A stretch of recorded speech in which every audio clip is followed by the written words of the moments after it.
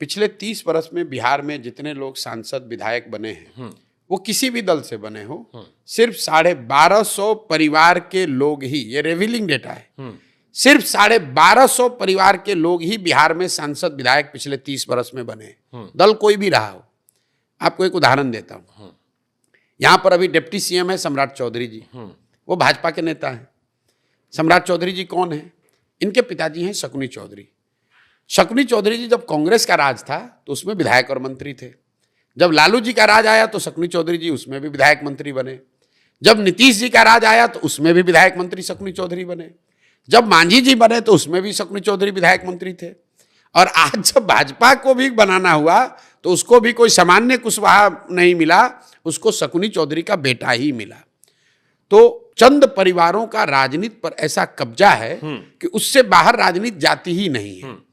आपको लगता है कि हम कांग्रेस को हटाकर लालू को लाए, लालू को हटाकर नीतीश को लाए, लेकिन उनके मंत्रिमंडल में, उनके सरकार में, उनके विधायक दल में वही लोग हैं जो पिछले थे या उनके चट्टे बट्टे ही हैं, उनके परिवार वाले हैं। तो जनसुराज ने यह कहा कि नहीं, कम से कम 2/3 लोग ऐसे लोग चुनाव लड़ेंगे। 243 में 2/3 लोग ऐसे चुनाव लड़ेंगे जो जीवन में पहले कभी चुनाव नहीं लड़े हों, जो ज्यादातर लोग राजनीतिक पृष्ठभूमि के भी नहीं होंगे।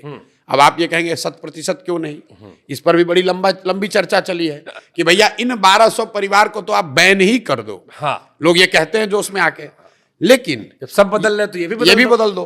लेकिन बहुत चर्चा के बाद लोगों ने कहा कि नहीं, इसको अगर संविधान में हम लोग लिख देंगे तो उन 1250 परिवारों के साथ ये गलती हो जाएगी, नाइंसाफी हो जाएगी। उसमें संभव है कि बहुत कुछ अच्छे लोग भी हों, ठीक बात। तो लेकिन 2/3 सीट अब निश्चित तौर पर उन लोगों को मिलेगा जो राजनीतिक तौर पर पहले चुनाव नहीं लड़ते रहे, नए चेहरे आपको देखने को मिलेंगे।